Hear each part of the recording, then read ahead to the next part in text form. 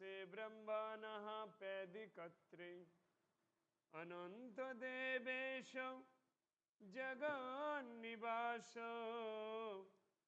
तमं तदसत्तत्परं यत्। হে পরমাত্মা, এমনকি তুমি ব্রহ্মা থেকেও শ্রেষ্ঠ, তবে কেন সবাই তোমাকে নমস্কার করবেন না? আজকের আমাদের আলোচ্য বিষয় শ্রীমদ্ ভগবদ গীতা যথাযথ থেকে চতুর্দশ অধ্যায় গুণত্রয় বিভাগ যোগ শ্লোক ত্রয়োদশ।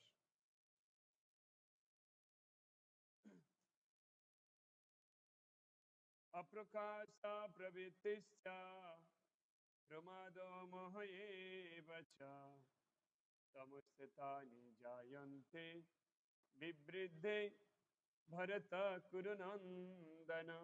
সবাই বলো, অপ্রকাশ প্রবৃত্তিশ্চ প্রমাদ মোহ এব চ তমস্তানি জায়ন্তে বিবৃদ্ধে কুরু নন্দন। অপ্রকাশ প্রবৃত্তিশ্চ প্রমাদ মোহ এব চ তমস্তানি জায়ন্তে বিবৃদ্ধে কুরু নন্দন।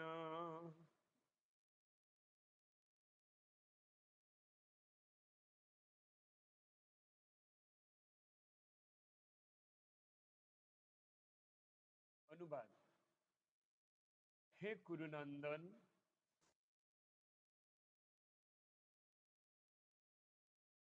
হে কুরুনন্দন, তমগুণ বর্ধিত হলে অজ্ঞান, অন্ধকার, নিষ্ক্রিয়তা, প্রমাদ ও মোহ উৎপন্ন হয়। হে কুরুনন্দন, অর্জুন যেমন পাণ্ডুপুত্র, তেমনই তাকে কুরুনন্দন বলা হয়েছিল এই কারণে, কারণ যে কুরুক্ষেত্রে যে যুদ্ধ ঘোষিত হয়েছিল, এই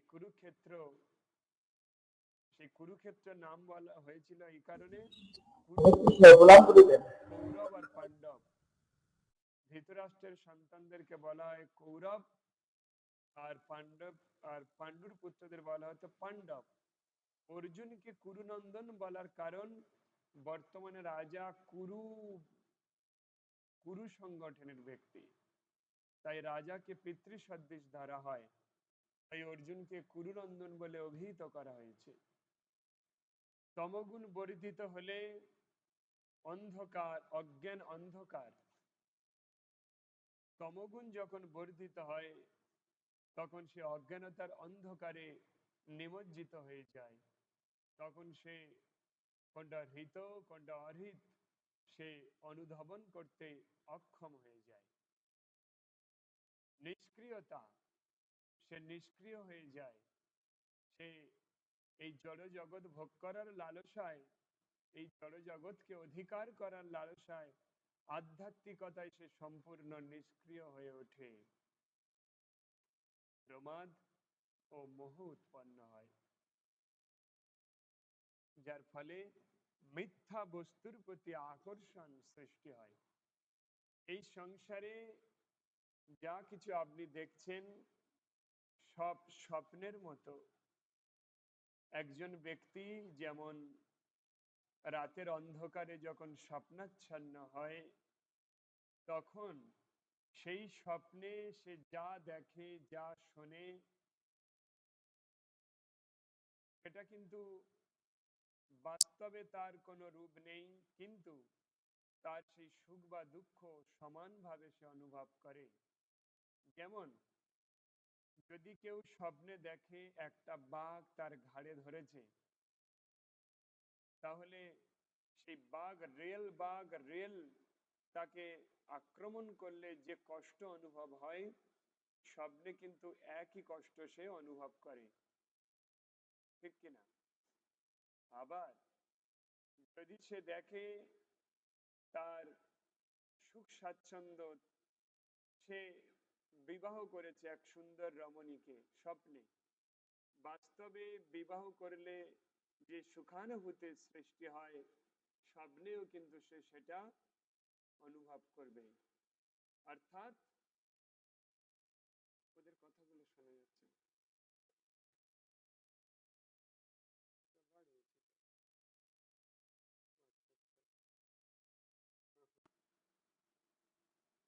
হরে কৃষ্ণ। কেউ কথা বলো দেখি, সাউন্ড আসছে। এবার সাউন্ড এসেছে, এবার সাউন্ড এসেছে।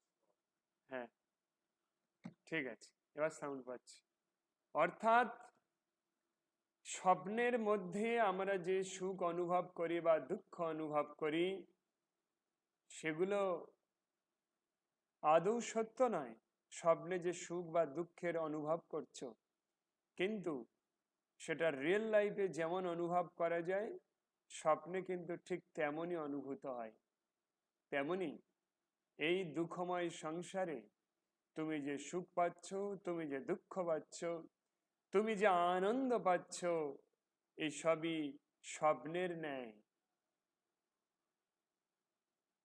তাই শাস্ত্রে এই জগৎকে দুঃখালয় বলে অভিহিত করেছেন। দুঃখালয়ম অশাশ্বতম, এই সংসার দুঃখের আলয়, এই সংসার অশাশ্বতম, অস্থায়ী। আমরা যে এই সংসারে পতিত হয়ে, নিমজ্জিত হয়ে, বিভিন্ন গুণের দ্বারা গুণান্বিত হয়ে নিজেকে ধ্বংসের পথে এগিয়ে নিয়ে যাচ্ছি, এটা এটা আমাদের জীবনের একটা অভিশাপ ছাড়া আর কিছু নয়। কখনো সত্য, কখনো রজ, কখনো তম, এই তিনটে গুণের দ্বারা আমরা শুধুমাত্র এই গুণের প্রভাবে কর্ম করতে থাকি। এই তিনটে গুণ কি? সত্য, রজ, তম। এটাকে বলা হয় থ্রিফোল্ড মিজারি, অর্থাৎ ত্রিতাপ দুঃখ। এই ত্রিতাপ দুঃখ প্রদান করে কে? মাতা দুর্গা দেবী, যার হাতে ত্রিশূল আছে। ত্রিশূলের তিনটে ফলা, এরকম আদি আত্মিক, আদি দৈবিক, আদি ভৌতিক। সেই ত্রিশূল দিয়ে তিনি প্রত্যেকটা মানুষের উপরে তিনি এটা প্রহার করছেন। কেন করছেন? যাতে এই দুঃখময় সংসারে সে নিমজ্জিত হয়ে ভগবানকে ভুলে যায়। তাই শাস্ত্রে বলছে কি, একটু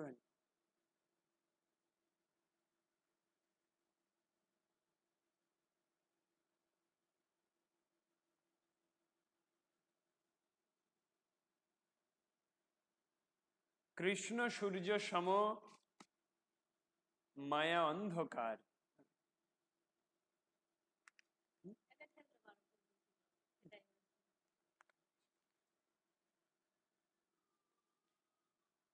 কৃষ্ণ সূর্য সম, মায়া অন্ধকার।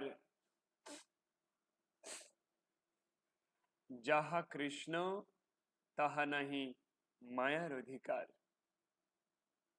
কৃষ্ণ সূর্যের নয় দীপ্ত তেজের আশি সম্পন্ন, কিন্তু মায়া অন্ধকার। যে মায়া তার ত্রিশূলের তিনটে ফলা দিয়ে সদা সর্বদা আপনাকে প্রহার করছেন, ওই মায়া অন্ধকার। মেঘ দেখে তুই করিস না ভয়, পিছনে তার সূর্য হাসে। তেমনি মায়ার দুর্দান্ত প্রভাব আমাদেরকে প্রভাবিত করতে পারবে না, যখন আমাদের হৃদয়ে, আমাদের চোখে, আমাদের সর্বশরীরে যখন সত্য গুণের প্রকাশ ঘটবে। কিভাবে? ও প্রেমাঞ্জন ছুরিত ভক্তি বিলোচনেন শান্ত সদৈব হৃদয়সি বিলকয়ন্তি জং শ্যাম সুন্দর গোবিন্দমাদি পুরুষাং তমহং ভজামি প্রেমাঞ্জন ছুরিত ভক্তি বিলোচনেন শান্ত সদৈব হৃদয়সি বিলকয়ন্তি জং শ্যাম সুন্দর গোবিন্দমাদিং পুরুষং তামহং ভজামি। ব্রহ্মাজি লিখছেন ব্রহ্মসংহিতা, ব্রহ্মসংহিতায় ব্রহ্মাজি বলছেন যে তিনটে গুণ থেকে একটা সাধু কিভাবে উত্তীর্ণ হয়, কিভাবে সত্য রজ তম গুণকে অতিক্রম করে, তারা ওভারকাম করে কিভাবে। প্রেমাঞ্জন ছুরিত ভক্তি, প্রেমের অঞ্জন পরে নেয়, প্রেমের অঞ্জন। সর্বদারেষু কৌন্তেয়, আগে শ্লোক এলো না, সর্বদারেষু কৌন্তেয় সর্বদারেষু দেহস্মিন প্রকাশ উপজায়তে জ্ঞানং যদা তদা বিদ্যাৎ বিবৃদ্ধং সত্যমিত্যুত। যখন সর্বদ্বারে, আমাদের শরীরের যে 9টা দ্বার, সর্বদ্বারের উপর সঙ্গে যখন জ্ঞানের প্রকাশ ঘটে, তখন সত্যগুণ বর্ধিত হয়েছে বলে জানবে। কিন্তু ব্রহ্মাজি কি বলছেন, যখন কোনো ভক্ত প্রেমাঞ্জন ছুরিত ভক্তি বিলোচনেন, যখন কোনো সাধু তার চোখে কাজল পরে নেয়। অঞ্জন মানে কি? কাজল। প্রেমাঞ্জন, প্রেম যুক্ত অঞ্জন, প্রেম অঞ্জন যাহার, প্রেমই যার অঞ্জন, প্রেমই যার কাজল, সে হচ্ছে প্রেমাঞ্জন।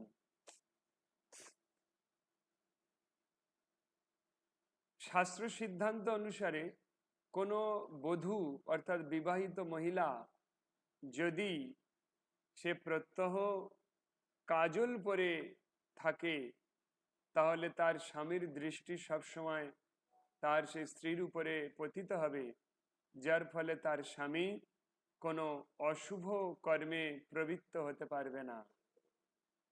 কোনো বধূ যদি তার পায়েল ধারণ করে, নূপুর যদি সবসময় ধারণ করে তার স্বামীর সামনে যদি রুনুঝুনু রুনুঝুনু রবে পরিভ্রমণ করে, তাহলে তার স্বামীর হৃদয় সবসময় তার স্ত্রীর প্রতি আকর্ষিত থাকবে।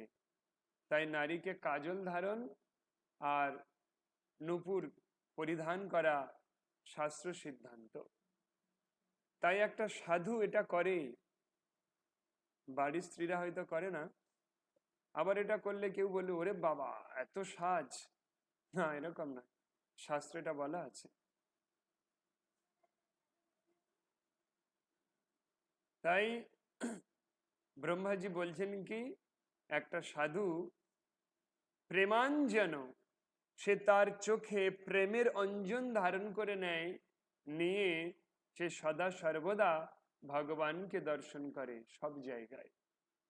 আজকের আমাদের অনেক ভক্তের এরকম পরিস্থিতি হয়েছে, রমণীকান্ত বাংলাদেশ, তার চোখে প্রেমাঞ্জন ধারণ করে ফেলেছে, সে ডাইরেক্ট হয়ে গিয়েছে, কালকে সবাই শুনেছেন। আর আমাদের ভক্তদের প্রত্যেকের চোখে কম বেশি প্রেমাঞ্জন লেগে গিয়েছে। তবে কি না আজকের এই গীতা ক্লাসে শ্রবণ দর্শন করার তার প্রবণতা জেগেছে হৃদয়ে, এটারই নাম প্রেমাঞ্জন। অর্থাৎ তুমি আর 3টে গুণের মধ্যে নয়, এই 3টে গুণ অতিক্রম করে এক উন্নত মার্গে উপনীত হয়েছ, যাকে স্থিতপ্রজ্ঞ ব্যক্তি বলা হয়। একটা স্থিতপ্রজ্ঞ ব্যক্তি ছাড়া সে তার কর্ম ত্যাগ করে এই আধ্যাত্মিকতা শ্রবণের জন্য প্রয়াস করে না। সে বুঝে গিয়েছে এই জগতের আমরা যে কর্মগুলো করছি এগুলো সব গৌণ। মুখ্য কর্ম কি? মুখ্য কর্ম কৃষ্ণ ভাবনামৃত অনুশীলন করা।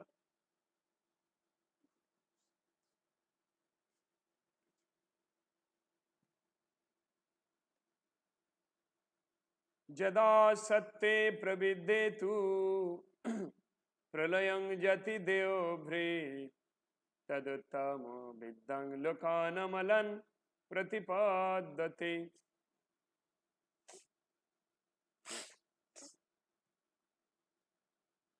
যখন সত্যগুণ বর্ধিত হয়েছে বলে জানবে, যখন সত্যগুণ বৃদ্ধি প্রাপ্ত হয়,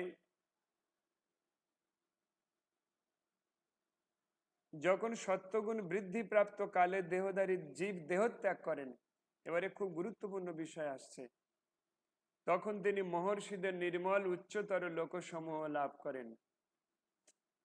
যখন সত্যগুণ বৃদ্ধি প্রাপ্ত হয়, ওই সময়ে যদি কেউ দেহত্যাগ করে, জং জং বাপি স্মরণ ভাবং ত্যজে তন্তে কলেবরম,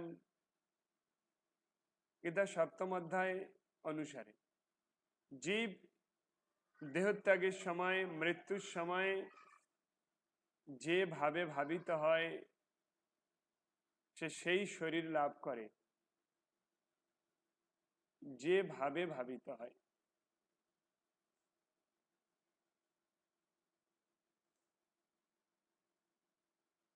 দেহধারী জীব মৃত্যুর সময় যে ভাবে ভাবিত হয়, ও মৃত্যুর পরে হুবহু সেই শরীর প্রাপ্ত করে। কিন্তু যদি সত্যগুণ লাভ করে, সত্যগুণ যখন বৃদ্ধি হয়েছিল, সেই সত্যগুণ বৃদ্ধি কালে যদি দেহধারী জীব দেহত্যাগ করে, তখন তিনি মহর্ষিদের নির্মল উচ্চতর লোকে লাভ করে। যদি সে ত্রিগুণাতীত নাও হয়, যদি সত্যগুণ লাভ করেও যদি তার মৃত্যু হয়, তাহলে মহর্ষিদের লোকে সে চলে যায়। মহর্ষি কোথায় থাকেন? দাঁড়াও একটুখানি, আমি এখন বিজি। আমাদের যে 14টা ভুবন আছে, 14টা ভুবন, সেই 14টা ভুবনের মধ্যে নিচে 7টা লোক আছে, উপরে 7টা লোক আছে। উপরের যে 7টা লোক আছে তার মধ্যে একটা লোক হচ্ছে যেখানে মহর্ষিরা অবস্থান করে। কোথায়? প্রথমে তারপর ভুবলোক, তারপর স্বর্গলোক, তারপর জনলোক, হ্যাঁ, তারপর মহরলোক, যেখানে মহর্ষিরা থাকেন। হ্যাঁ, ওই মহর্ষিরা ওখানে চলে যান কোথায়? যেখানে মহর্ষিরা থাকেন, মহা মুনি ঋষি জ্ঞানী পণ্ডিত তারা থাকেন। হ্যাঁ, তো অনেকে শুনেছেন, বিজ্ঞান সেটা রিসার্চ করার চেষ্টা করছেন, যে কৈলাস পর্বতের পাদদেশে আর একটা জগৎ আছে। অবশ্যই, যার নাম সিদ্ধাশ্রম। সিদ্ধাশ্রম, তো ওই সিদ্ধাশ্রম গমন প্রণালী একটা সিস্টেম আমার কাছে ছিল, কিন্তু সেটা চর্চা করিনি। আগের ক্লাসেও বলেছিলাম, তার কারণ হচ্ছে সিদ্ধাশ্রম গমন সাধনা আছে, ওটা এক্সট্রা ভাবে করার কোনো দরকার নেই। বোনের কি খবর, কেমন আছে? আচ্ছা, কখন আসবে? ঠিক আছে, বেশিক্ষণ ওখানে থেকো না। ঠিক আছে, তুই টিফিন করে যাবে? টিফিন, ঠিক আছে, সাবধানে যাও। সেই যে মহরলোক, ওই সিদ্ধাশ্রম, ও ওর পাদদেশে, কৈলাস পর্বতের পাদদেশে তার রাস্তা আছে। ওখানে না সিদ্ধাশ্রম আছে, ওখান থেকে পাস হওয়ার রাস্তা আছে। ওখান থেকে সে ডাইরেক্ট মহরলোকে চলে যেতে পারে। ওই মহর্ষিরা যেখানে থাকেন, সব সাধনা তপস্যা করেন, ওরা তো জানে না এটা মহরলোক। যেহেতু ওখানে সিদ্ধরা অবস্থান করে, মুনি ঋষিরা, তাই ওটাকে ওরা সিদ্ধাশ্রম বলে অভিহিত করেছে। এখন কৈলাস পর্বতের পাদদেশ থেকে বিজ্ঞান যত রিসার্চ করুক না কেন, ওই সিদ্ধাশ্রম বা মহরলোকে যাওয়া কিন্তু এই জড় শরীর নিয়ে সম্ভব নয়। ওইখানে যেতে গেলে এই পৃথিবীতে সাধক হতে হবে, সাধনা করতে হবে। সাধনা করার পরে তার এই সূক্ষ্ম দেহ, three parts of our human body, আমাদের যে হিউম্যান বডি 3 লেয়ার্স আছে না, 3 পার্টস। এখন আমাদের যে আউটার বডি, এই আউটার বডি হচ্ছে স্থূল পদার্থ দিয়ে তৈরি, দূষিত বলা হয়। এখানে রক্ত, মাংস, কফ, মেদ, যত রকম দূষিত বস্তু দিয়ে গঠিত যে 5 এলিমেন্টস আছে, সেই 5 এলিমেন্টসের এটা হচ্ছে তাদের স্থূল রূপ। স্থূল রূপ দিয়ে আমাদের এই শরীরটাকে সৃষ্টি করেছে। এই স্থূল রূপটাকে শাস্ত্র অনুসারে ঘৃণ্যনীয় বস্তু পদার্থ দিয়ে আমাদের এই শরীর গঠিত। তাই এই স্থূল শরীর দিয়ে আমরা না যেতে পারবো সিদ্ধাশ্রম, না যেতে পারবো ঊর্ধ্বলোকে কোথাও। সেখানে যাওয়ার জন্য এই পৃথিবীকে তপস্যার ক্ষেত্র ভেবে নিতে হবে। যেমন সারা পৃথিবী এখন মায়াপুরের দিকে তাকিয়ে আছে। কেন?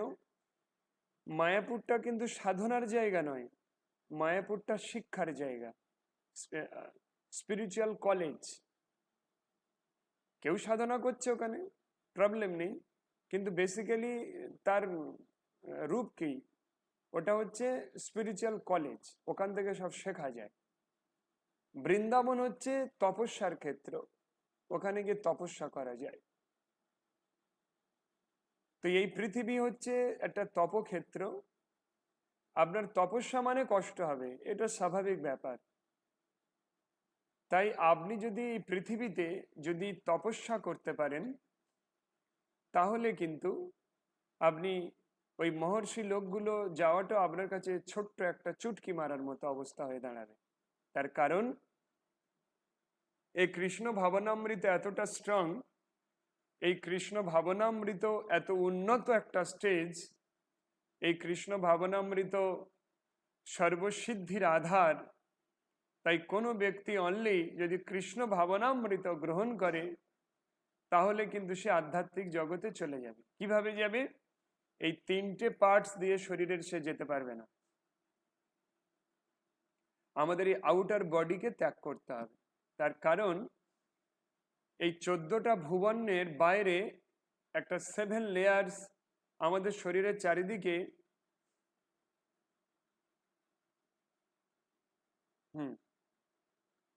আমাদের কি হচ্ছে,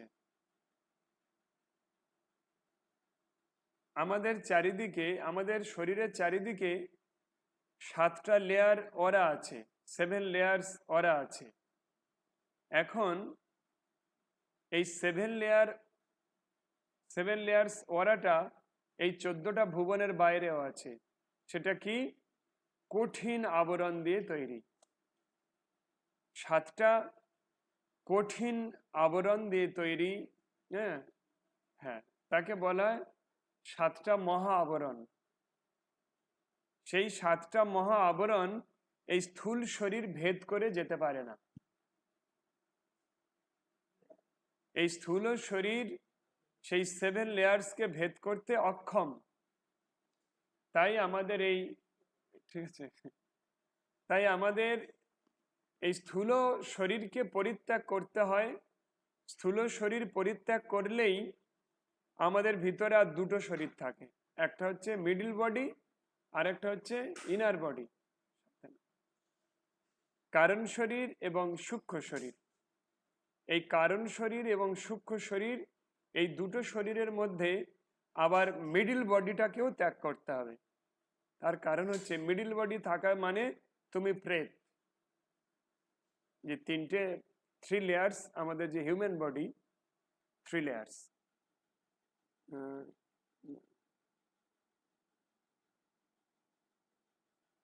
আমরা যদি আমাদের 3টে বডির লেয়ার্সের মধ্যে যদি আমাদের ফার্স্ট লেয়ারটা আউট হয়ে যায়, এই জড় শরীর, তারপরে যে মিডল বডি যেটাকে কারণ শরীর বলা হয়, ওই কারণ শরীরও যদি তোমার থাকে, তাহলে কিন্তু তুমি এই 14টা ভুবন ওভারকাম করতে পারবে না। আমাদের একদম যে শেষ body, inner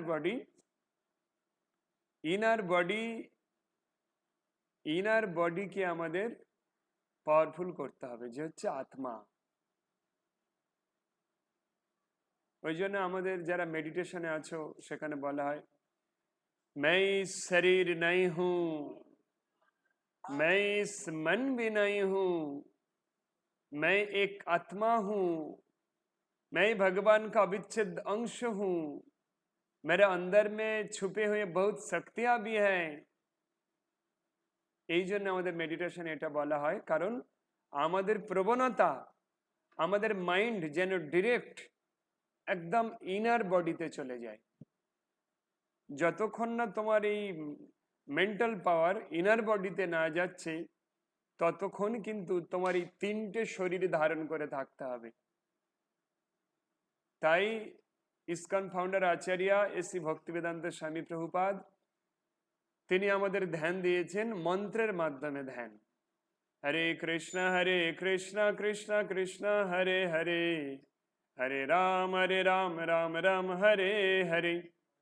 chant Hare Krishna and be happy. Hare Krishna মহামন্ত্র কীর্তন করো এবং সুখী হও। তো এই যদি হরিনাম আমরা করতে থাকি তাহলে ধীরে ধীরে আমাদের সেই পরিস্থিতিটা ডিরেক্ট ইনার বডিতে চলে যাবে। এখন ইনার বডিতে যখন আমাদের সমস্ত কিছু প্রোগ্রামিং হবে তারপরেই কিন্তু আমরা ভগবত ধাম যেতে সক্ষম হব। এই 14টা ভুবনের মধ্যে যারা আছেন দেবতারা, তাদেরও মধ্যে সত্যতম রজ 3টে গুণের প্রভাব দেখা যায়, কিন্তু কৃষ্ণ ভক্তের মধ্যে 3টে গুণের কোনো প্রভাব নেই। 3টে গুণ থাকার মানে তোমার কিছু না কিছু দুঃখ ভোগ করতে হবে, কারণ সত্য রজ তম এই 3টে গুণই দুঃখদাতা, দুঃখ প্রদান করবে। কিন্তু স্বর্গের দেবতাদের দেখো, অসুররা গিয়ে তাদেরকে তাড়া করছে, অসুররা দখল করে নিচ্ছে। ভগবান স্বর্গে থাকেন না, ভগবান স্বর্গলোকের ঊর্ধ্বে বৈকুণ্ঠ ধামে থাকেন, গোলক বৃন্দাবনে থাকেন। সেখানে কি কিন্তু কোনো দুর্ঘটনা কোনোদিন আমরা শাস্ত্রে না পেয়েছি না শুনেছি। কেন? 3টে গুণের ঊর্ধ্বে ওই স্থান, 3টে গুণের মধ্যে এইটা থাকার জন্য। তাই স্বর্গ হলেও এখানেও দুঃখ আছে। কতজন এরকম অভিশপ্ত হয়ে গেছে 3টে গুণের মধ্যে থাকার জন্য, একটু বলি। ধনপতি কুবের, যিনি মাতা লক্ষ্মীর ক্যাশিয়ার বা স্বর্গলোকের ক্যাশিয়ার, তার 2 পুত্র নলকুবর আর মণিগ্রীব, দুজনে এত ড্রিঙ্ক করে ফেলেছে, স্বর্গেও মদ খাওয়ার ব্যবস্থা আছে। মানে কি? তমগুণ। স্বর্গলোক একটা লাক্সারিয়াস প্লেস, যেমন আমেরিকা একটা লাক্সারিয়াস কান্ট্রি, তেমনি ওটা হচ্ছে একটা লাক্সারিয়াস দেশ। আমেরিকা থাকার জন্য তোমার অনেক টাকা থাকতে হবে, তেমন স্বর্গলোকেও তুমি থাকতে পারো। স্বর্গলোকে থাকার জন্য তোমার কিছু পুণ্য অর্জন করতে হবে। ইজি কাজ আছে। গীতার 18 অধ্যায় যদি পাঠ করে কোনো পুণ্য করার দরকার নেই। গীতার 18 অধ্যায় মোক্ষ যোগ যদি কেউ পাঠ করতে থাকে এক নাগাড়ে শ্রদ্ধা দিয়ে, ধীরে ধীরে ধীরে ধীরে ইন্দ্র হওয়ার যোগ্যতা লাভ করবে। যখন সেটা কমপ্লিট হয়ে যাবে যোগ্যতা, টপ করে মারা যাবে, ডাইরেক্ট গিয়ে স্বর্গের রাজা ইন্দ্র হয়ে যাবে। একটা মামুলি কাজ, ছোট্ট কাজ। কিন্তু ভগবত ধাম যাওয়াটা সারা জীবন বিতানের পর যদি তুমি কাটিয়ে দাও, তারপরেও তোমার এই ভগবত ধাম প্রাপ্তি ঘটা দূর হয়ে যাবে, কারণ 3টে গুণের ঊর্ধ্বে যাচ্ছে ওটা। এইভাবে নলকুবর আর মণিগ্রীব, ওখানে ড্রিঙ্ক করা যায়, যার নাম হচ্ছে বারুনি। শরীরে ক্ষতি হয় না, প্রচুর শরীরের তাগাত বাড়িয়ে দেয়, স্ট্রেংথ বাড়িয়ে দেয়, 100 হাতির শক্তি শরীরে প্রদান করে। এইভাবে নলকুবর আর মণিগ্রীব তারা ড্রিঙ্ক করে। স্বর্গলোকে অপ্সরা প্রচুর আছে। অপ্সরাদের হিস্ট্রি, অপ্সরা কারা বহুবার বলেছি, বারবার আর উচ্চারণ করতে চাই না।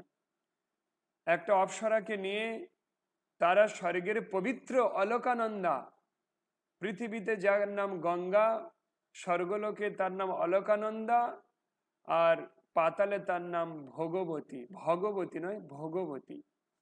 ভগবতী আলাদা পার্সন, আলাদা পার্সোনালিটি। তো তারা স্বর্গলোকে অবস্থান পূর্বক তারা মদ খেয়ে অলকানন্দাতে তারা পড়েছে একটা অপ্সরাকে নিয়ে। একটা মানুষ যত খারাপ হোক, অন্তত কোনো গঙ্গাতে দু একজন করে, হ্যাঁ পৃথিবীতেও আছে। ওই গঙ্গাতে, পুরীতে তো যায়, পুরীতে অনেকে সমুদ্রে ওই মদ কিনে মদ খেয়ে সমুদ্রে সারাক্ষণ নাচ, হ্যাঁ কলি পৃথিবীতেও আছে। মানে সেই গঙ্গা মাতার গর্ভে, অলকানন্দার গর্ভে নলকুবর আর মণিগ্রীব নেশায় উন্মত্ত হয়ে তারা ওই একটা অপ্সরাকে নিয়ে কামক্রীড়াতে মগ্ন হয়। তখন ওই রাস্তা দিয়ে একটা ঋষি যাচ্ছিলেন, সেই ঋষির প্রতি তারা শ্রদ্ধা প্রদান না করে ওই নগ্নতা প্রদর্শন করেছিল, কারণ উন্মত্ত তারা নেশায়, বাহ্যিক জ্ঞান শূন্য। তখন তিনি সেই নলকুবর আর মণিগ্রীবকে অভিশাপ দেন যে তোরা দুজনে বৃক্ষ হয়ে পৃথিবীতে জন্ম নিবি। কারণ বৃক্ষ নগ্ন হয়ে থাকে।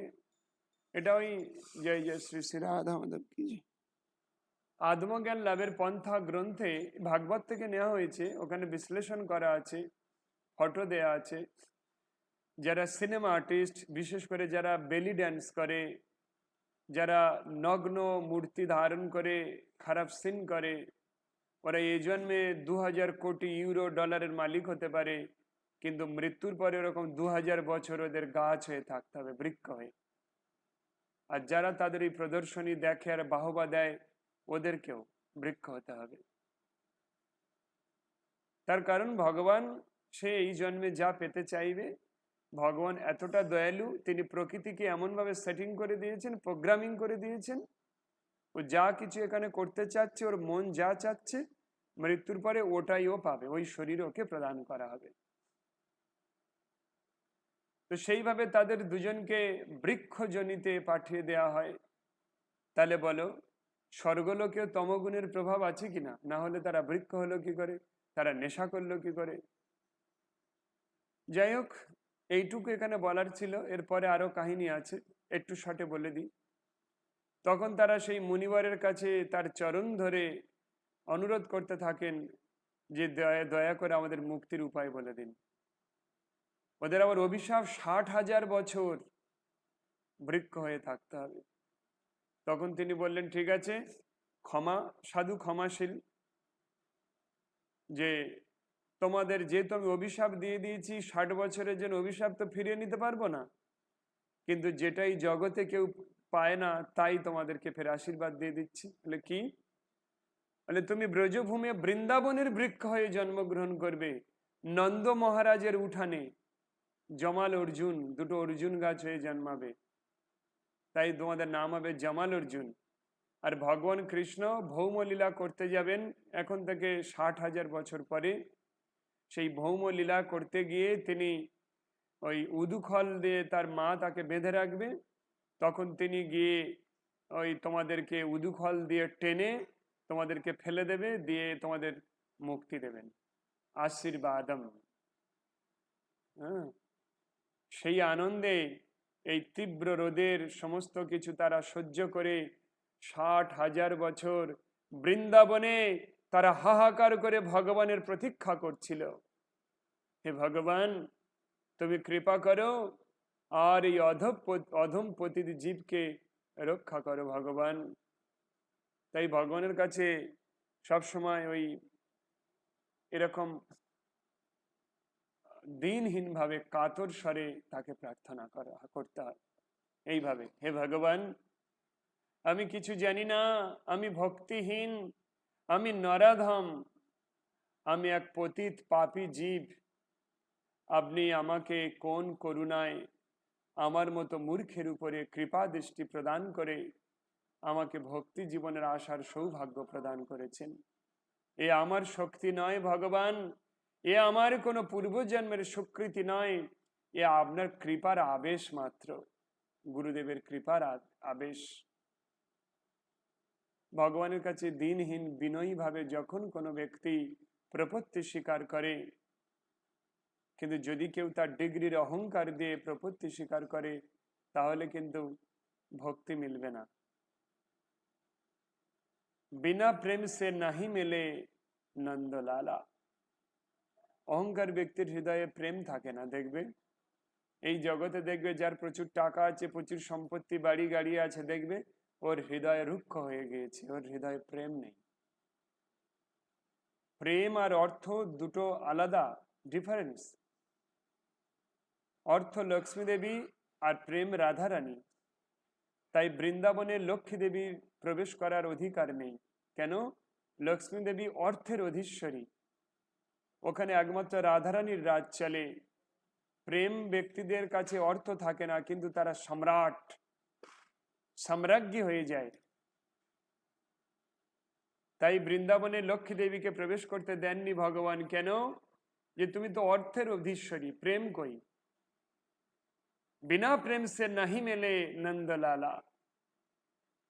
তাই সেই মাতা লক্ষ্মী বৃন্দাবনের বেল বাগানে, বিল্লবনে তিনি কঠোর তপস্যা করেছিলেন প্রেম লাভ করার জন্য, ভগবানকে পাওয়ার জন্য। তাই আমাদের প্রত্যেকের হৃদয়ে প্রেম লাভ করা খুব জরুরি। প্রেম ওই প্রেম নয়, তোমাদের সঙ্গে আমার প্রেমের সম্পর্ক, কামের নয়। প্রেম আর কামের মধ্যে ডিফারেন্স আছে। সম্পর্ক অনেক লেভেলের হয়।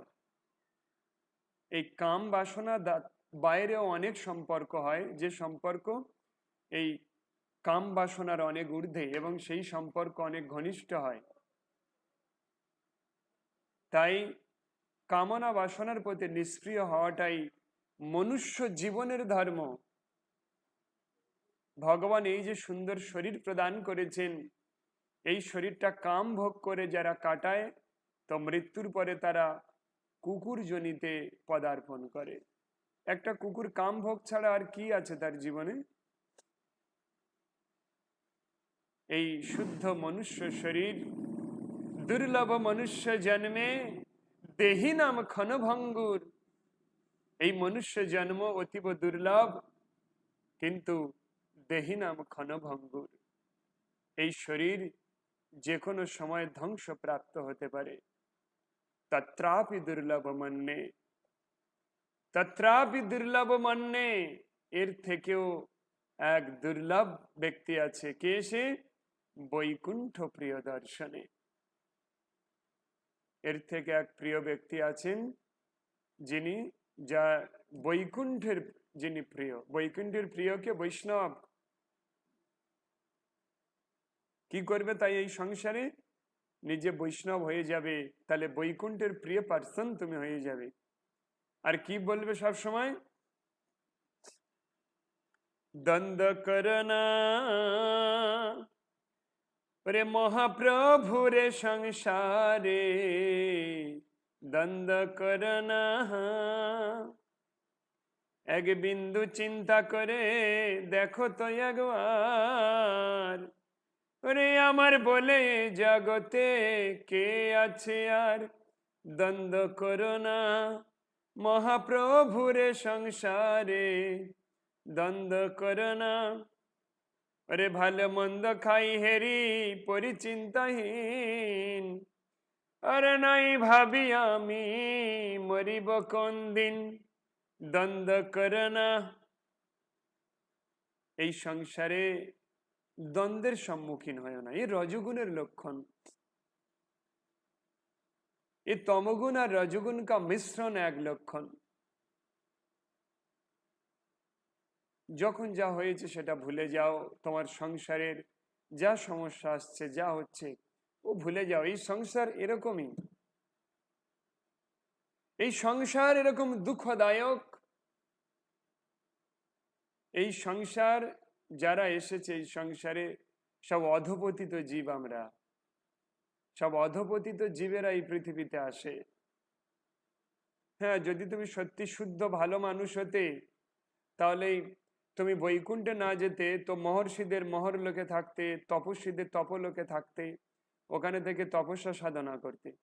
পৃথিবীতে এসছো মানে তুমি একটু ভালো নয়। সে আমি তুমি সবাই কিন্তু কেউ কখনো, আমার ভক্তদেরকে বিশেষভাবে আমি বলছি, কেউ কখনো কোনো কিছু প্রমাণ করে নিজেকে শ্রেষ্ঠতা স্তরে উপনীত করার চেষ্টা করো না, যে আমি ঠিক, আমি সত্য। না, তুমি ভুল। তুমি ভুল বলে তবে কিনা এই পৃথিবীতে জন্মেছ। যদি তুমি সত্য হতে, তাহলে এই পৃথিবীতে জন্মাতে না কখনো। হ্যাঁ, সবসময় নিজে এটা মনে করবে কি, কাউকে দোষ নয়, আমার দুঃখের কারণ আমি নিজে। আমার জীবন সদা পাপে রত, নাহি কো পুণ্যের লেশ। পরের উদ্বেগ দিয়াছি যে কত, দিয়াছি জীবের ক্লেশ। আমার জীবন সদা পাপে রত, নাহি কো পুণ্যের লেশ। পরের উদ্বেগ দিয়াছি যে কত, দিয়াছি জীবের ক্লেশ। আমার জীবন সদা পাপে রত, নাহি কো পুণ্যের লেশ। আমার জীবন সদা পাপে রত, নাহি কো পুণ্যের লেশ। কবে তোমার মনকে এই অবস্থাতে নিয়ে যাবে তুমি? যেদিন তুমি তোমার নিজেকে দোষ দিবে। এর নাম মনশিক্ষা। ভক্তি সিদ্ধান্ত সরস্বতী গোস্বামী প্রভুপাদ বলছেন, কেউ পড়ে নেবে বইটা, একমাত্র ইস্কনেই পাওয়া যায়। গ্রন্থটার নাম বৈষ্ণব কে। আমি তিলক পরে গলায় মালা, তিলক পরা গলায় মালা, এ তো নেংটি পরা, এ তো বেটা কলির চেলা। ভক্তি সিদ্ধান্ত সরস্বতী গোস্বামী প্রভুপাদ, তিনি নেতাজি সুভাষচন্দ্রের আগের জেনারেশনের ট্রিফিল এমএ। ভক্তিবিনোদ ঠাকুর একজন ডিস্ট্রিক্ট ম্যাজিস্ট্রেট, তার পুত্র, সুপুত্র, যিনি 64টা, তারও একাধিক ল্যাঙ্গুয়েজে পারদর্শী পণ্ডিত, তিনি বলছেন কি, আমি প্রত্যেকদিন সকালে উঠে, ক্ষমা করবে, কেউ খারাপ ভাবে নেবে না, এটা আমার নিজের জীবনেও আমি প্রয়োগ করি। কি, সকালে ঘুম থেকে উঠে অন্যেরকে নয়, নিজের মনকে 100 বার জুতো আর 100 বার ঝাঁটা ব্যাটা করবে। নিজের মনকে কেন বলছে? যে আমার মন সদা সর্বদা চঞ্চল থাকে, আমার মন সদা সর্বদা দুষ্ট থাকে, আমার এই দুর্দমনীয় মন আমার কথা শোনে না। সে সদা সর্বদা কুখাদ্য খেতে, কুবস্তু দর্শন করতে, মান সম্মান আকাঙ্ক্ষাতে, এবং ভালো মন্দিরকে দর্শন করে না, কোন মাতৃসদৃশ নারীরা স্নান করছে সেই দিকে তাকিয়ে থাকে। তাই আমার চোখে, আমার নাকে, আমার কানে, আমার মুখে আমি 100 বার জুতো আর 100 বার ঝাঁটা পেটা করি। বৈষ্ণবকে গ্রন্থটা কেউ পড়ে দেখবে, গ্রন্থের নাম বৈষ্ণবকে।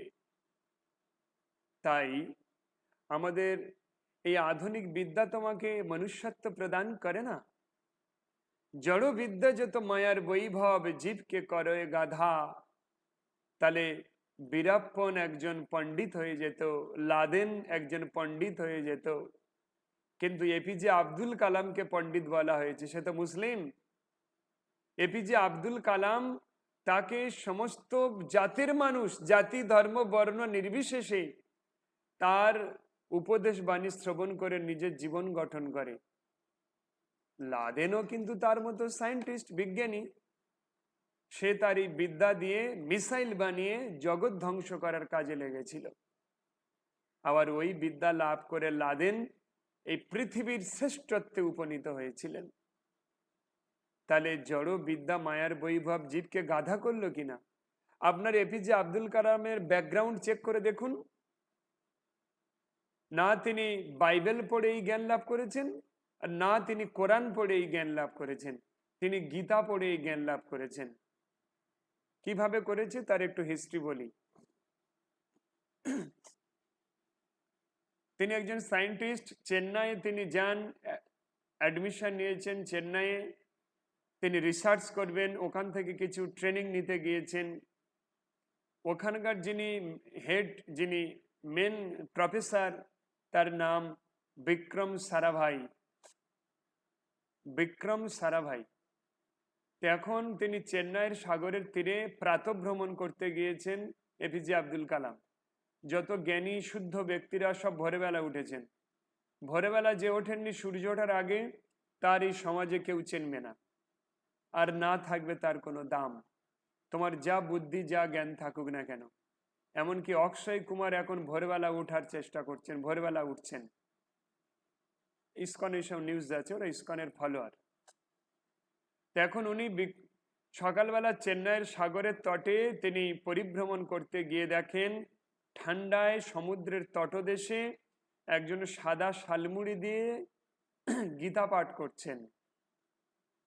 উনি হাস্যকর ভাবে, ক্ষমা করবে, এমনি সাধারণভাবে তিনি মুসলিম, তারপরে আবার হিন্দুদের গীতা, তার ওখানে গিয়ে বলছেন, আরে আপনি কোরআন পড়ুন, গীতা পড়ুন বা বাইবেল পড়ুন, আমি এটা দেখছি না। আমার এটা দেখে হাসি লাগছে, এই বর্তমান এই সময়ে আমরা এখন চন্দ্রে পৌঁছে গিয়েছি বিজ্ঞান, আর আপনি এখানে আটকে আছেন। আপনি কে ভাই? ওইসব ছাড়ুন, এখন বিজ্ঞানের অগ্রগতি দেখুন। এইসব পড়ার আর সময় আছে নাকি? এইসব কেউ করে? কিন্তু বোকারা করে। চেন্নাইয়ের মতো এরকম একটা এত বড় সিটিতে এরকম কেউ করে? আমি তো ভাবতে পারছি না। তখন তিনি যে শালমুড়ি দিয়ে গীতা পাঠ করছিলেন, তিনি বললেন, একটুখানি অপেক্ষা করো, দুজনে একসঙ্গে যাব, আমি এটা পড়ে নি। কিছুক্ষণ পরে 3-4টে কালো কালো গাড়ি এলো, তার ভিতর থেকে কমান্ডো নামলো, নেমে বিক্রম সারাভাইকে সিকিউরিটি দিয়ে গাড়ি তুলে সেট করে চোখের সামনে দিয়ে বেরিয়ে গেল। তাই ইনি তো ছুটতে ছুটতে যাচ্ছেন, এটা কে, কাকে আমি এরকম অপমান করে ফেললাম। গাড়িটা ফের ব্যাক করে ওনার সামনে নামলো, নেমে বলছে, এই কে তুই? বলে, আমি তো এপিজে, আমি আব্দুল কালাম। বলে, তুমি আমার কাছে তুমি ট্রেনিং নিতে এসছো, রিসার্চ সাইন্টিফিক, তুমি সায়েন্টিস্ট হতে এসেছো আমার কাছে। আমি বিক্রম সারাভাই। চেনো বিক্রম সারাভাইকে? বলে, নাম জানি কিন্তু চিনি না। বলে, আমি বিক্রম সারাভাই, আমি যা রিসার্চ করি, যা গবেষণা করি, গীতা থেকে করি। গীতার থেকে বড় ল বুক আর নেই, গীতার থেকে বড় ধর্মশাস্ত্র আর নেই, আর গীতার থেকে জ্ঞানদাতা আর কেউ নেই। গীতা সর্বশাস্ত্রময়ী, সর্বদেবময়ী, সর্ব জ্ঞানময়ী। তুমি যদি গীতা শ্রবণ করতে পারো, তাহলে তুমি আমার এখানে, আমার এই গবেষণাগারে স্থান পাবে, তা নাহলে তোমাকে এখান থেকে আমি আউট করব। গীতা কোনো পার্টিকুলার ধর্মের জন্য নয়, এটা সর্বধর্মের জন্য। তুমি গীতা জানো না, তুমি কি রিসার্চ করবে? বিক্রম সারাভাইয়ের ব্যাকগ্রাউন্ড কে গুগলে সার্চ করে দেখুন, পেয়ে যাবেন সব।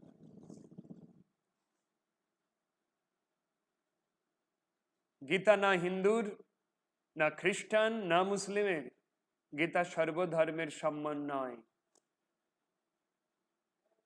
কোন ধর্মের ব্যক্তি বলতে পারবে না যে এই গীতা আমার ধর্মের, এটা আমার না। গীতা সবার, কারণ ভগবান সবার পিতা।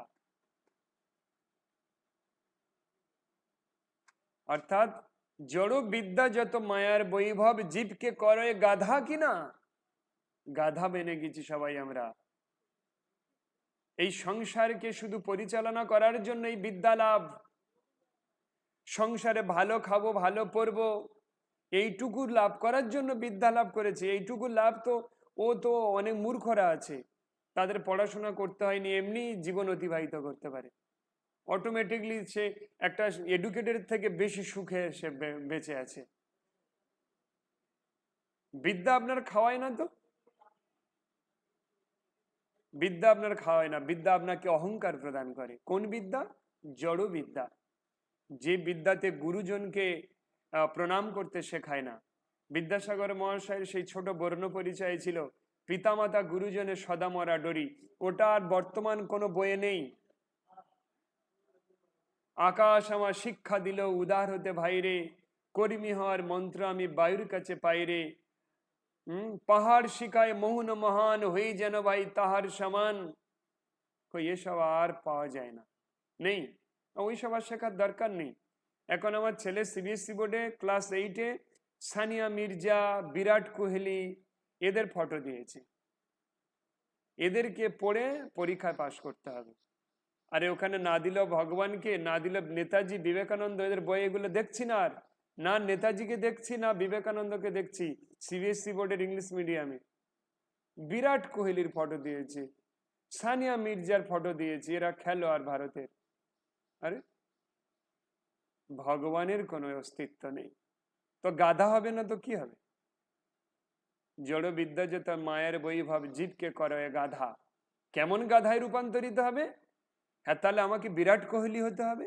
বিরাট কোহলি হওয়ার জন্য তাহলে আমাকে ক্রিকেট খেলতে হবে। সেই ক্রিকেটটা এমন জায়গায় খেলবো, জায়গা তো শর্ট, একজন বাড়ি আছে তাদের বাড়ির সামনে খেলবো, তার বলগুলো ওখানে যাবে, আমরা গালাগালি করব, ভীষণ অত্যাচার করব, আর কিছু বললে বলবো কেন বয়ে পড়েছি। প্রচন্ড চিৎকার চেঁচামেচিতে সমাজটাকে নষ্ট করব। আর মূর্খ আইন সমাজ, মূর্খ এই পুলিশি বিভাগ, তারা এটাকে অনুমোদন করে, তারা এটা দেখে না যে ওটা খেলতে গিয়ে কত বৃদ্ধ মানুষের কত ক্ষতি হচ্ছে।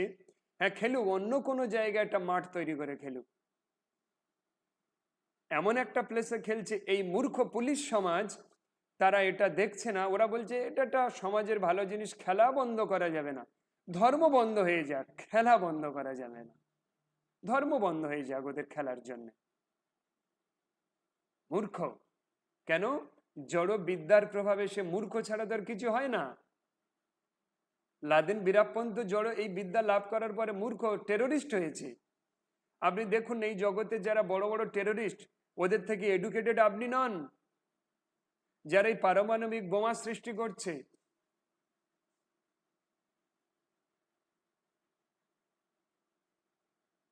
যারা এই পারমাণবিক বোমা সৃষ্টি করছে, তারা সব সায়েন্টিস্ট। হ্যাঁ, তোমরা জানো সুইসাইড স্কোয়াড আছে, সুইসাইড স্কোয়াড, তারা সুইসাইড করে একটা দল, হ্যাঁ, তারা বুকে বোম বেঁধে নিজের প্রাণ দিয়ে দেবে। কিভাবে? তাদেরকে এরকম মগজ ধলাই করানো হয়েছে। অর্থাৎ তারা সমাজের জন্য কিছু করছে না, একটা দেশ ধ্বংস করে দেওয়ার জন্য নিজের প্রাণ দিয়ে দেবে। কেন? জড় বিদ্যা লাভ করেছে তো। এ গাধা ছাড়া আর কিচ্ছু করতে পারবে না আপনাকে। তাই জড় বিদ্যার সঙ্গে কৃষ্ণ ভাবনামৃত গ্রহণ করতে হবে। ক্রিকেট খেলতে নিষেধ করা হয়নি, এমন একটা প্লেস চুজ করো যেখানে মানুষের ক্ষতি না হয়। ফুটবল খেলার জন্য প্লেস চুজ করো যেখানে খেলতে গেলে একটা মানুষের ক্ষতি না হয়। যদি প্লেস না থাকে বন্ধ করে দাও, কিন্তু মানুষকে ক্ষতি করে নয়। কারণ ওই জড় বিদ্যা লাভ করেছে।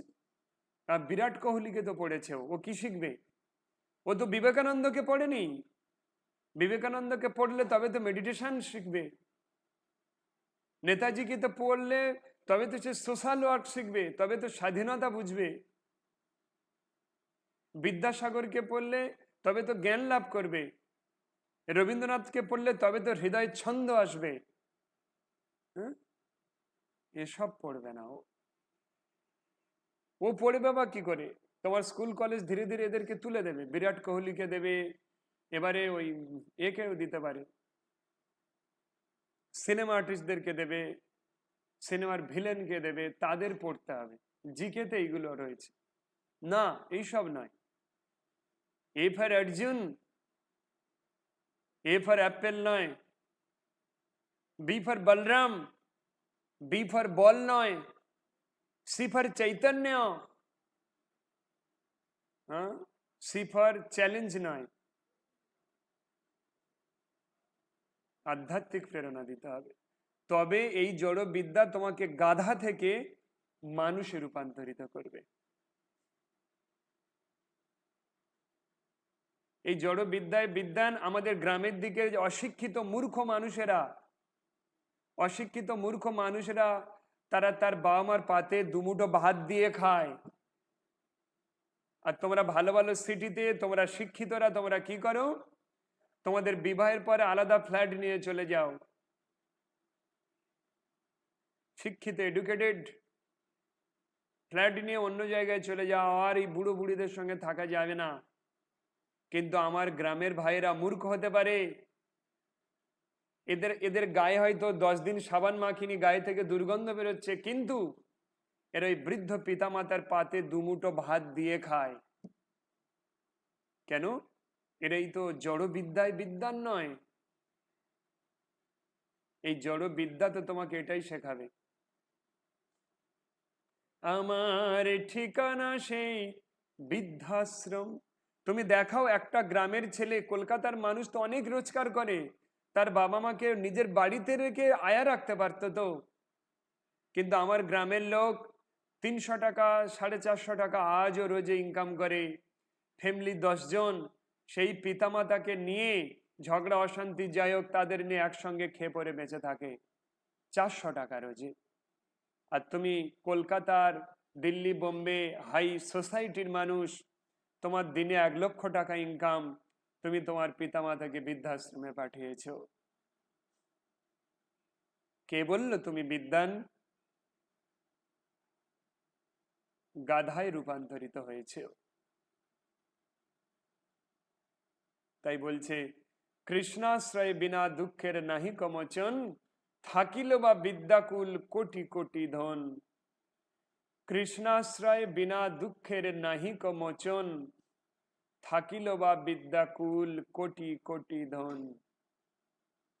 যদি তোমার শ্রীকৃষ্ণের চরণে যদি তুমি আশ্রয় গ্রহণ না করো, এই কোটি ধন সম্পত্তি কেউ তোমাকে সুখ প্রদান করবে না, জানো?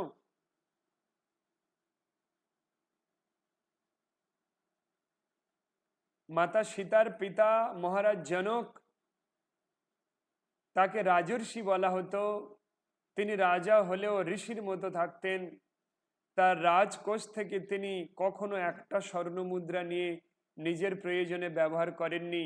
একটা রাজা হিসাবে তার যেটুকু মাইনে পাওয়া উচিত, স্যালারি পাওয়া উচিত, ন্যূনতম সেইটুকু নিয়ে তার তার রাজ্যের প্রজারা যে যা খেয়ে বেঁচে থাকতেন, তারা যেভাবে থাকতেন, যে ড্রেস পরতেন, সেই ড্রেসে, কোনোদিন রাজ ড্রেস পরেও সিংহাসনে বসেননি। রাজর্ষি। আর আজকে তোমার দেশে যাদের যাদের পদ আছে, তারা সমস্ত সম্পত্তি অর্থ লুণ্ঠন করে সব সুইস ব্যাংকে রেখে দিয়েছে, বিদেশিদের ব্যাংকে। ভারতকে ভিখারি করে দিয়েছে। ভারতের কিচ্ছু নেই, বিক্রি হয়ে গিয়েছে। কি আছে তোমার ভারতে? সব তো লুটে নিয়েছে।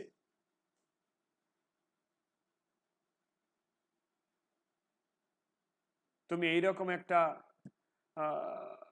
জগতে আমরা বাস করছি। এ কারোর দোষ নয়, এ আমাদেরই দোষ।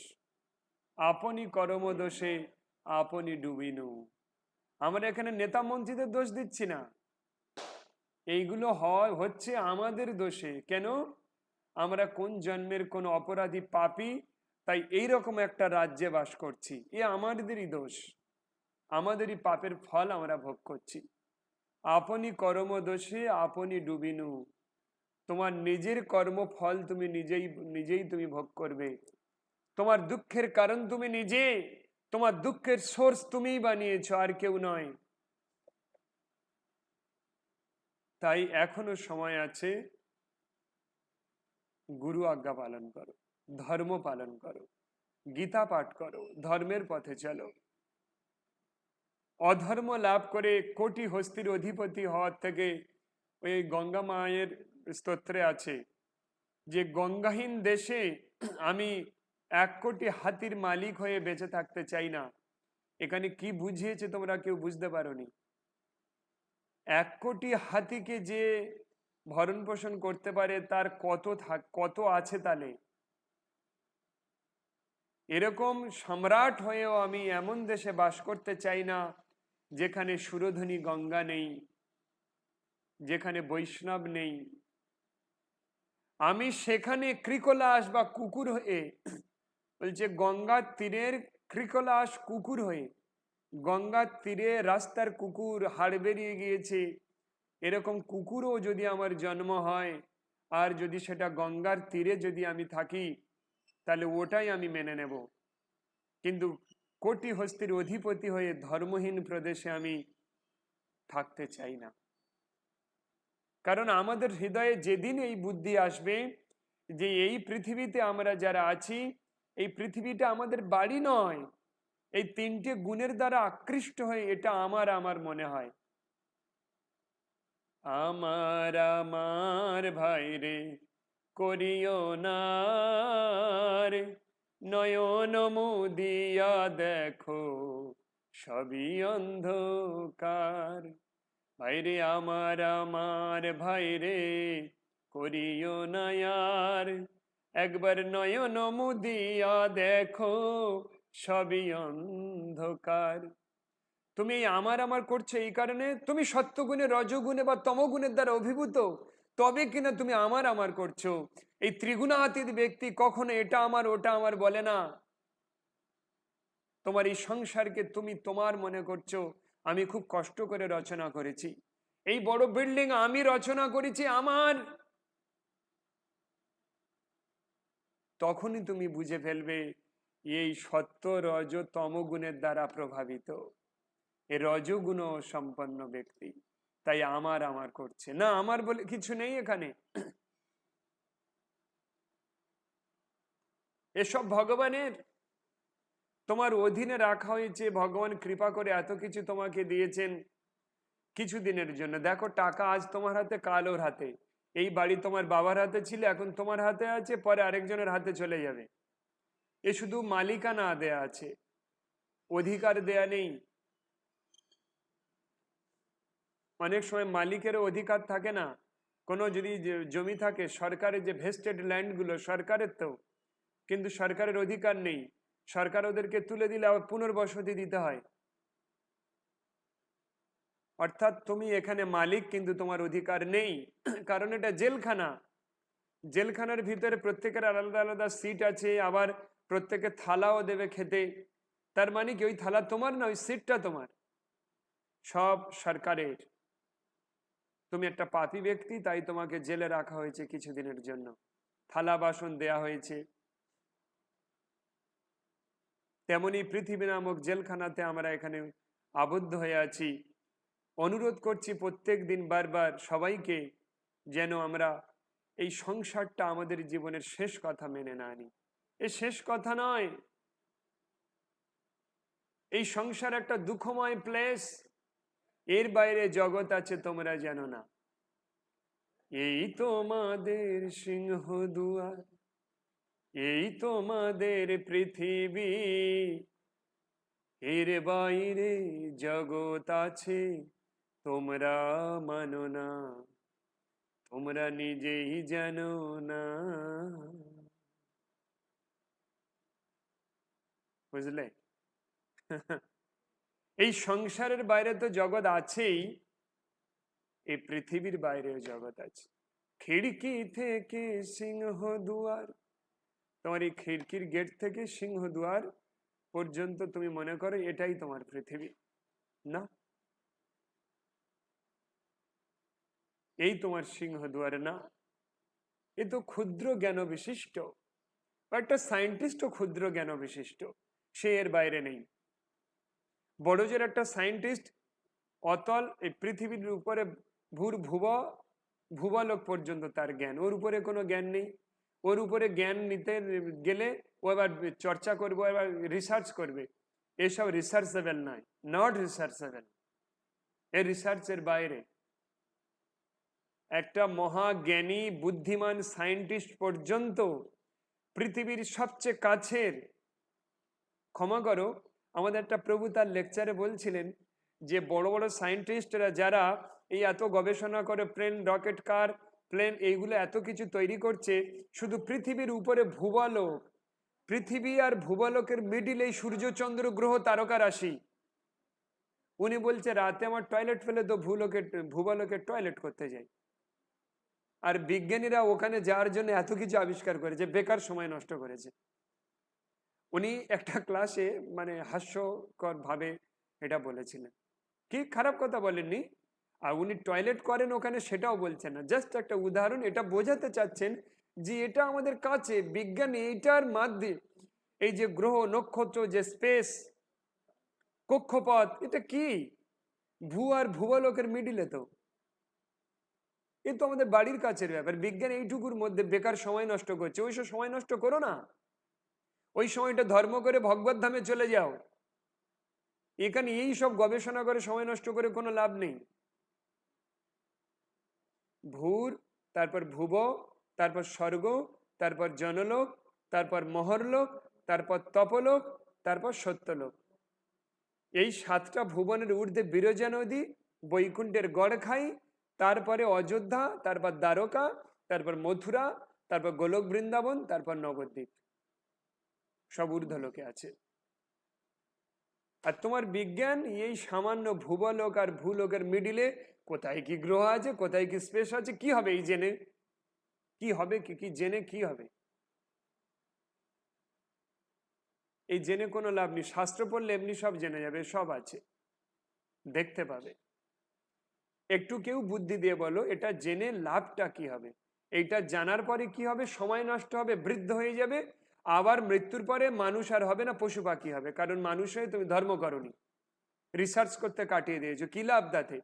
মৃত্যুর পরে তুমি কত এডুকেটেড, তোমার কত অর্থ আছে, এইগুলো বিশ্লেষণ হয় না। বিশ্লেষণ হয় তুমি পৃথিবী নামক কারাগারে তোমাকে পাঠানো হয়েছে, এই কারাগার থেকে তুমি বেরিয়ে যাওয়ার জন্য তুমি কি ভালো কাজ করেছো, ধর্ম করেছো, কি করেছো। হ্যাঁ, রিসার্চ করে ফোন আবিষ্কার হয়েছে, ফোন 1% ভালো কাজে লাগে, আর 10%, 90% পাপ কাজে লাগে। তাই আমরা এই যে মিট ব্যবহার করছি, ল্যাপটপ, কম্পিউটার, ফোন ব্যবহার করছি, এর জন্যে ওর নির্মাতারা মুক্তি পাবে, এর যারা মেকার, ক্রিয়েটার, তা নাহলে ওদের বহুত শাস্তি আছে, সমাজকে নষ্ট করছে ওরা। অভিষেক ভট্টাচার্য, বুঝতে পারলে? টিচার, ওই জয়েন্টের একজন টিচার, জয়েন্ট এন্ট্রান্সের এক্সামের টিচিং করে। অভিষেক, বলো, বুঝলে কিছু?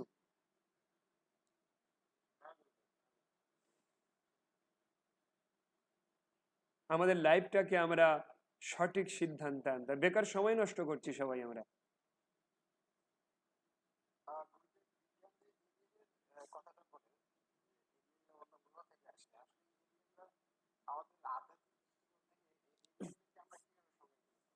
অ্যাকচুয়ালি এর ব্যাখ্যা আছে। এলিয়েন বলে কিছু নেই। আর আধ্যাত্মিক জগতের যে জীবগুলো আছে তারা মানুষ, মানুষ সবচেয়ে নিকৃষ্ট রূপ, এর রূপ সবচেয়ে বিশ্রী।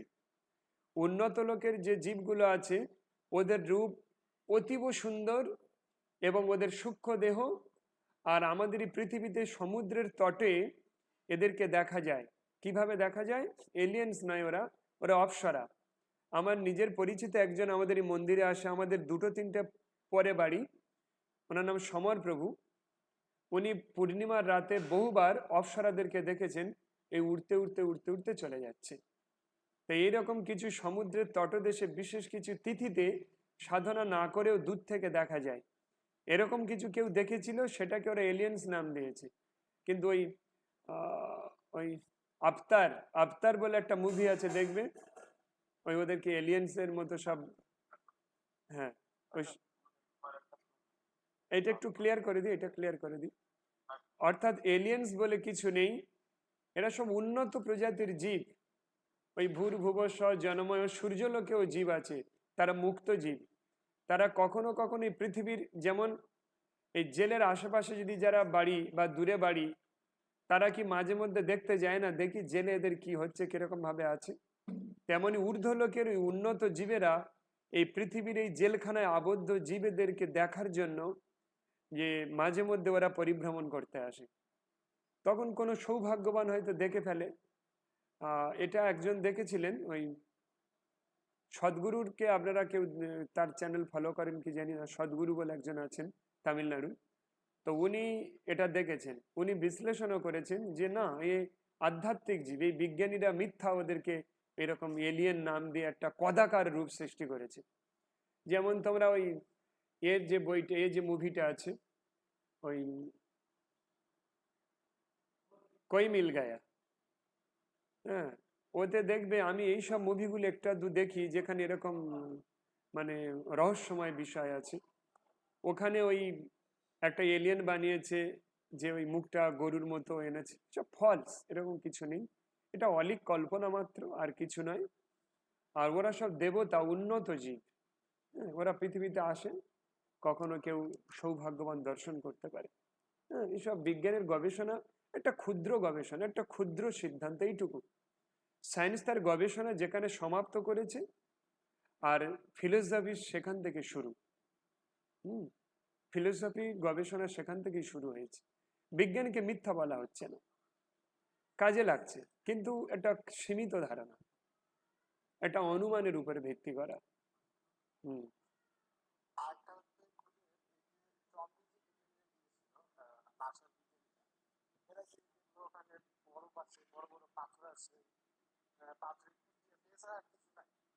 ওটাই তো।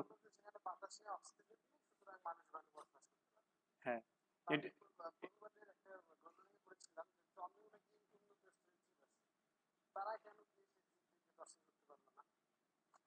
হ্যাঁ, এই বিষয়ে বলি, এটা দারুণ কোশ্চেন। আমাদের পৃথিবী পৃষ্ঠটা কল্পনা করি। আমাদের পৃথিবীতে যে বিভিন্ন দেশ, কত 106টা কান্ট্রি আছে, তাই তো? আমাদের 106টা কান্ট্রি আছে। এই 106টা যে দেশ আছে, যদি যারা স্পেসে ভ্রমণ করছে তারা দেখতে পায়, আমরা তো ভিতরে থেকে বুঝতে পারবো না। পৃথিবী পৃষ্ঠটা বিশাল একটা পৃষ্ঠ। পৃথিবী পৃষ্ঠের কোনো কোনো জায়গা দেখা যাচ্ছে একটা দেশ এইটুকু মতো লাগছে, ম্যাপে দেখলে বুঝতে পারবে কোনো দেশ এইটুকু দেখা যাচ্ছে, এইটুকু দেখা যাচ্ছে। আর বাকি বাকি জায়গাগুলো এমনি পড়ে আছে। তো সেখান থেকে ওই যেখানে জীবের সন্ধান আছে, রকেটে আসতে মনে হয় বছর খানেক কেটে যাবে, এত বড় বড় ফাঁকা জায়গা পৃথিবীতে পড়ে আছে। তেমন চন্দ্র কিন্তু একটা লোক, চন্দ্রের বর্ণনা দেয়া আছে, যেমন পৃথিবী কত সুন্দর, পৃথিবীর একটা অধিপতি দেবতা আছে। কিন্তু যদি উপর থেকে দেখা যায় পৃথিবীর অনেক জায়গায় এরকম খালা খন্দ, এটা ওটা, কোথাও জঙ্গল, কোথাও অরণ্যানী, সব দেখা যাবে। তেমন চন্দ্রের এমন একটা প্লেসে ওরা যাচ্ছে বারবার, যে প্লেসটাতে জীবের সন্ধান নেই। চন্দ্র তো অনেক বড় একটা এরিয়া। চন্দ্রের যে অধিপতি দেবতা, তিনি চন্দ্রদেব, তার রূপ সমস্ত দেবতাদের থেকে সুন্দর। এবং এই পৃথিবীতে সাধনা করে চন্দ্রলোকে যাওয়া যায়, মুক্তি পাওয়া যায়। আর পুণ্য ক্ষয় হলে পৃথিবীতে আসতে হয়। তো এখন ওরা চন্দ্রের যে জায়গাটাতে যাচ্ছে, ওই জায়গাটা তো চন্দ্রের জীবের সন্ধান নেই। কারণ চন্দ্রলোকে যেতে গেলে তাকে তো এই এই স্থূল আউটার বডি নিয়ে যাওয়া যাবে না। চন্দ্রের অধীনে যেখানে আছে সেখানে আউটার বডি দিয়ে যাওয়া যাবে না, আর না মিডিল বডি, ওখানে ইনার বডি নিয়ে যেতে হবে। তাই ওরা এমন একটা জায়গাতে ল্যান্ডিং করতে হচ্ছে যেখানে চন্দ্রের সাম্রাজ্য নেই, এটা বুঝতে হবে। ওখানে চন্দ্রের একটা সাইড এরকম থাকতে পারে, কিন্তু চন্দ্র তো আর পুরো এরিয়াটা নিয়ে তিনি রাজত্ব করছেন না, দরকার নেই। অনেক বড় একটা গ্রহ। পৃথিবীর সবচেয়ে ক্ষুদ্র, পৃথিবীর কাছের উপগ্রহ বুধের পরে চন্দ্রের স্থান। বুধ, শুক্র, পৃথিবীর, মঙ্গল, মানে সাইজে বুধের পরে চন্দ্রের সাইজ, বুধ সবচেয়ে ক্ষুদ্র, তারপরে চন্দ্র। তো সেই সূত্রে ক্ষুদ্র হলেও তার সাইজ অনেক বড়। যেখানে যে সাইডে ওরা যাচ্ছে সেখানে স্থূল বডি নিয়ে যাওয়া যেতে পারে, কিন্তু তার রাজত্ব, যেখানে সাম্রাজ্য, সেখানে পুণ্যবান ব্যক্তি ছাড়া যেতে পারবে না। তাই প্রভুপাদ একটা গ্রন্থ রচনা করেছেন, happy journey to other planet. অন্য গ্রহের সুগম যাত্রা কিভাবে হয়, সেটা কিন্তু এই স্থূল শরীর নিয়ে যেতে পারবে না। হয়তো মঙ্গলে যাবে, ফের ওরকম একটা প্লেসে যাবে, মঙ্গলের আবরণে যাবে, মঙ্গল যে আবরণ আছে সেখানে যাবে, কিন্তু তার অন্তরে প্রবেশ করতে পারবে না। ওরা চন্দ্রের আবরণে যাচ্ছে, চন্দ্রের আভ্যন্তরীণ প্রদেশে যেখানে চন্দ্রদেবের রাজত্ব, সেখানে ঢুকতে পারবে না। এমনি ভাগবতে ভবিষ্যৎবাণী করা আছে যে কলিযুগের মানুষ মানে কৃত্রিম উপায়ে যন্ত্র তৈরি করে তারা অনেক সিদ্ধি লাভ করে ফেলবে। যেমন ওই ঢেঁকিটাতে চড়ে নারদ মুনি পরিভ্রমণ করতে পারতেন। কলিযুগের মানুষ টেকনোলজি দিয়ে তৈরি করতে পারবে, কিন্তু তারা ওই লোকের অভ্যন্তরে প্রবেশ করতে পারবে না। ভবিষ্যৎবাণী আছে ভাগবতে, দেখো ঠিক প্লেনটা ঢেঁকির মতো দেখতে, এরকম ভবিষ্যৎবাণী ও কয়েক কোটি বছর আগে ভবিষ্যৎবাণী করে দিয়েছে যে কলিযুগের মানুষ এরকম সব লাভ করবে, সিদ্ধির মতো কিছু লাভ করবে, কিন্তু সেটা ক্ষণস্থায়ী হবে, সেটা লংজিভিটি হবে না। একটা ব্যাপার। আর ওরা অভ্যন্তরে প্রবেশ করতে পারবে না। বুঝতে পারলেন না সঞ্চয়ন প্রভু?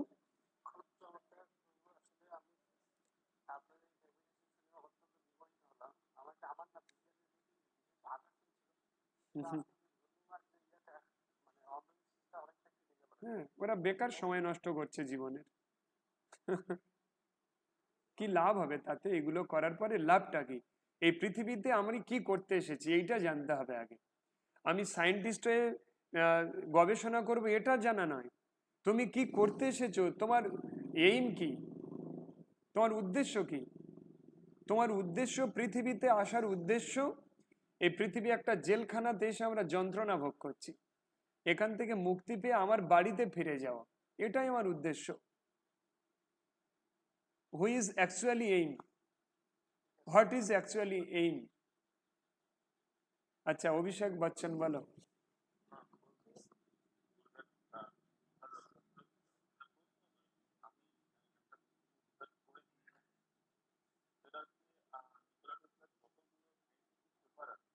আহ,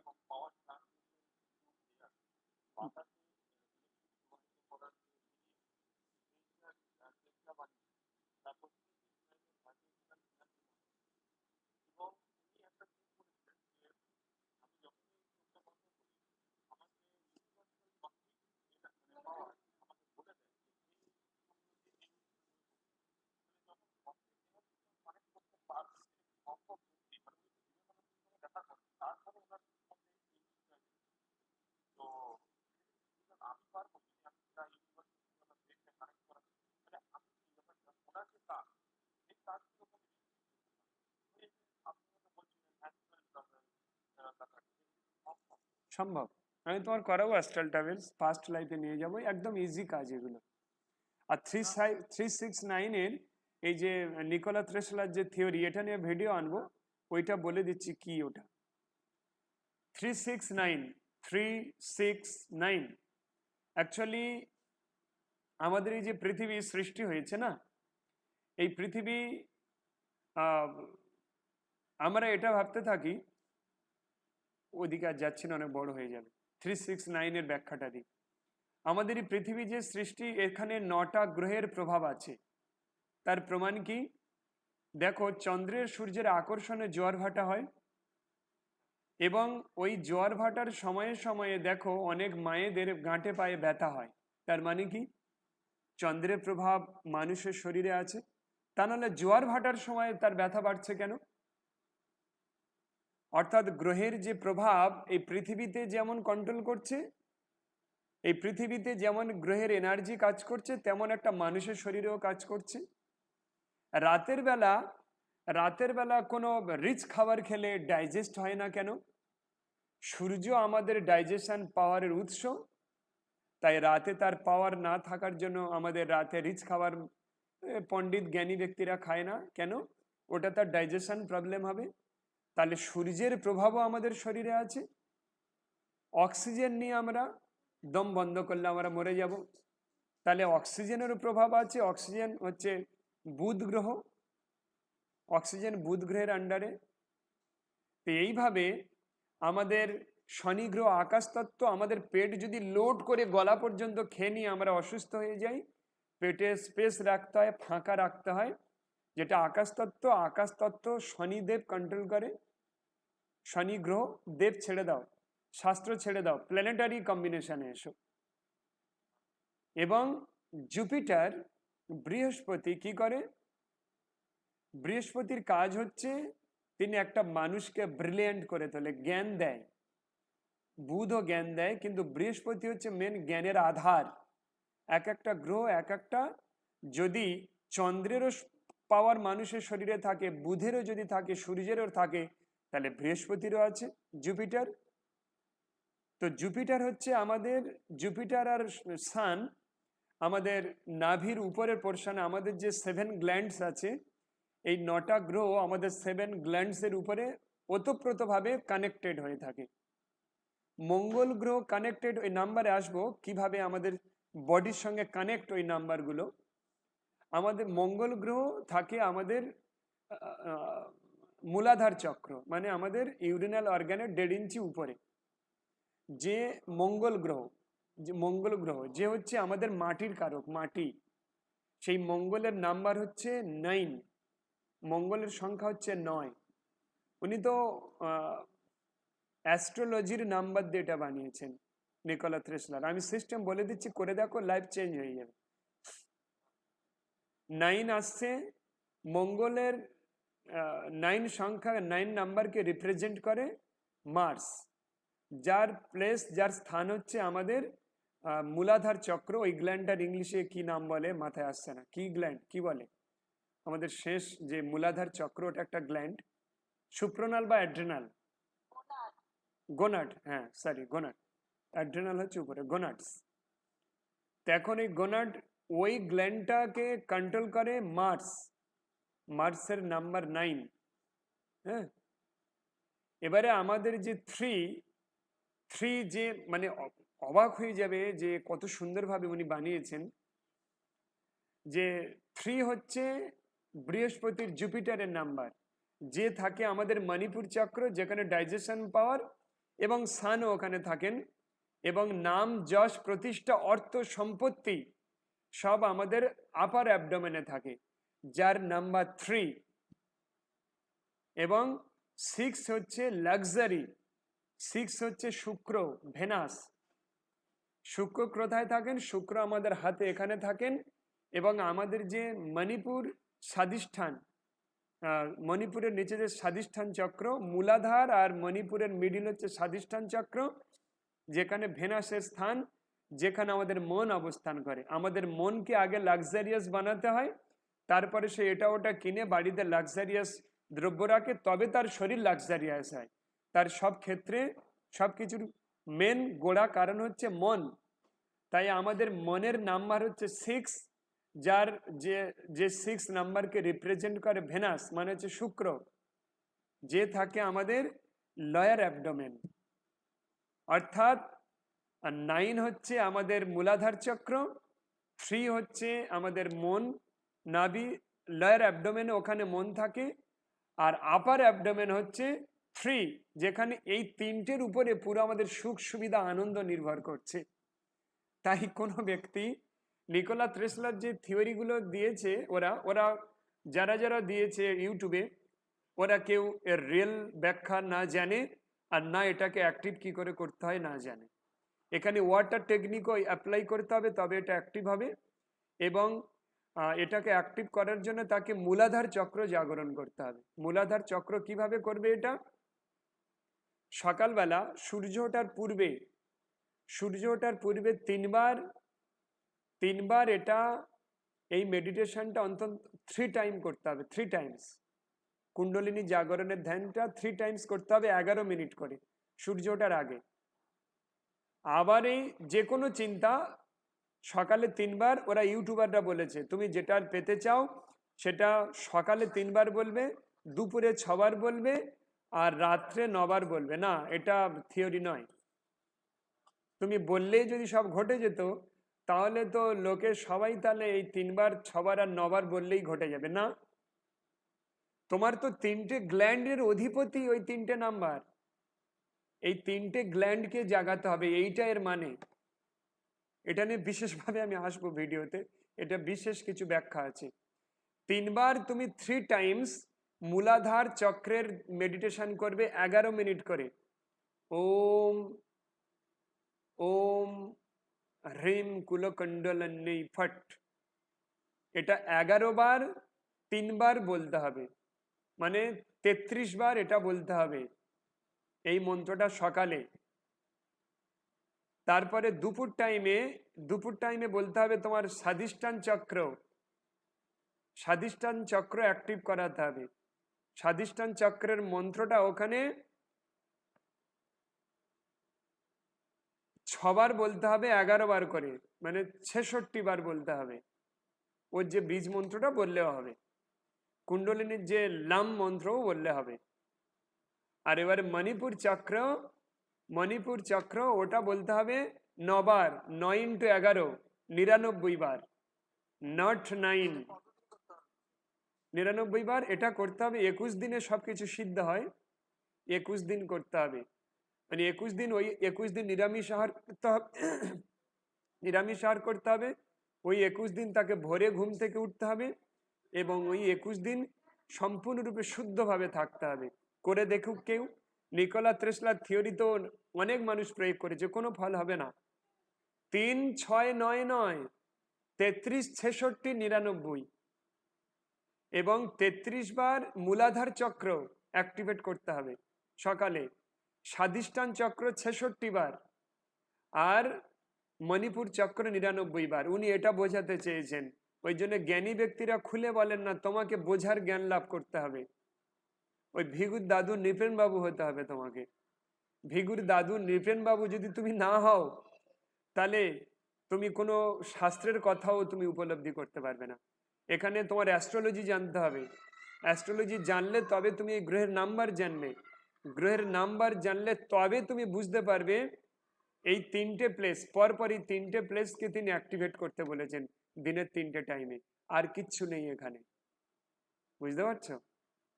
এটা জানতে হবে। আমি এটার বিষয়ে আমার যারা ইনার ইঞ্জিনিয়ারিং এ আছে ওদেরকে এই ক্লাস আমি দেবো, স্পেশাল ভাবে দিয়ে দেবো, টেনশন নেই। ঠিক আছে, এটা করিয়ে দেবো। আজকের অভিষেক এটা মনে করালো যখন।